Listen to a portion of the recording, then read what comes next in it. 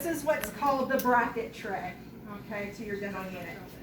Everything from here, okay, this and this, if it's visibly dirty, wipe it off, but that's not typically areas that we touch, okay? So, there's a couple of knobs that I want you to be familiar. Do not start jerking on this. In the front right-hand corner, there is a word. It says break, and underneath of the table, there is a little toggle switch. When the brake is on, you notice if I'm pushing on this, it won't go anywhere. If you want to move the table up or down, left or right, I want you to release the brake, and then once you get it to where you want it to be, turn the brake back on. If you start pushing on this, it will break that braking mechanism, and then you'll be frustrated because you'll be sitting here working on your patient and your bracket tray will drop to the floor. Okay, so you got to be respectful and careful with our equipment. It's very easy to break. Okay. All right, so I'm going to ask you to slide down here for just a minute, please. Right. So get your bracket tray adjusted. You want to pick up the metal tray. You want to disinfect the top, bottom, and rims of the bracket tray. There is a piece of, does anybody know what this is called? Foamy stuff. Pick that up and wipe all of the white part. You don't have to try to disinfect the foam. The purpose of that foam, and I want to emphasize, our particular bracket tray, this is the only thing that keeps this tray from sliding onto the floor. Some bracket trays have a metal frame that the bracket tray snaps down into. Ours does not. So we put that there because people were constantly bumping it and there went all the instruments. Okay, so be careful. That does not lock in place. Okay. Then you want to do all of the wire. And then there are a series of 4 holders and hoses. You want to take every hose out of every holder. This is the Cavitron hose. You need to disinfect it, and we need you to see you wipe it all the way back to where it attaches. While you have it out, make sure you disinfect the outside and take one of your fingers and go down inside the holder of the hose. That's something I see a lot of people skipping, and I see a lot of people skipping that in private practice. Yeah, that's a pet peeve of mine. Okay. Move on to the next hose and holder. Again, as I pick it up, I'm cleaning the holder, down inside the holder, the hose. Try to keep your hoses untangled. Wipe the hose all the way back the length of the hose.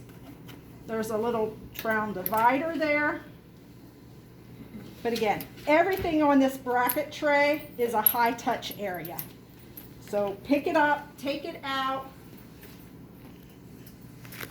The one thing I'll say though, when you put these back down in, make sure they sit all the way in. When you're putting things in holders on dental units, don't try to put them in from the front. You start up above the holder and it slides down in. There is little levers inside some of those holders that if something is out, it will allow water to run through the lines. So if you don't sit the hose all the way back down in, you'll be working and you'll look down at your feet and there'll be a big puddle of water there. Okay, so make sure they're sat all the way back down in. The last one, and the one that's going to be closest to the chair, this is your air water syringe that I was talking about yesterday when we were talking about grasp. This is the one that you do a palm grasp with. Put it in the palm of your hand, you wrap around, and then you have your opposable thumb. There are 2 buttons on the top. One button pushes, when you push it, it will spray water. The other will spray air, okay? So when you pull this out, you want to pull it out, you want to disinfect it, okay? And then This used to be easier when we could use the cuspidors, but we want to do what's called evacuate the line, okay? What happens when water lays stagnant in these hoses overnight? Bacteria will grow.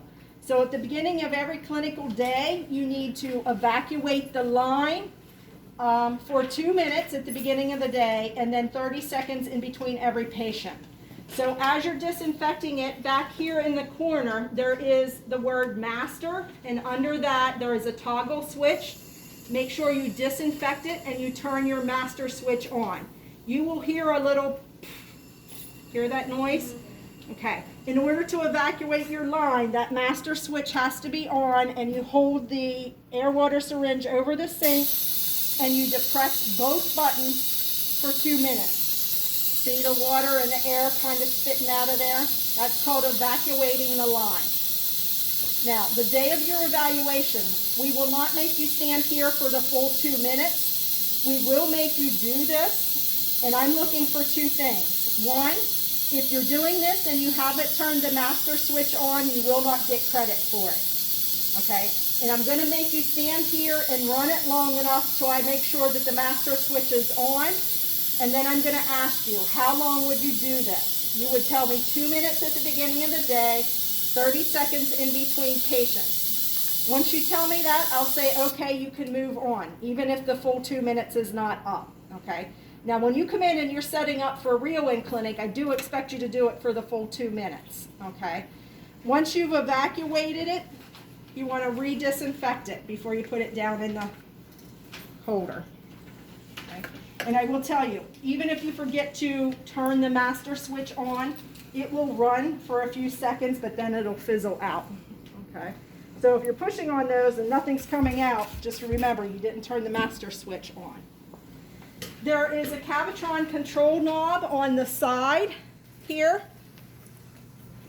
And then again, once I do the top and all these bracket holders, I like to move it fairly high in the air.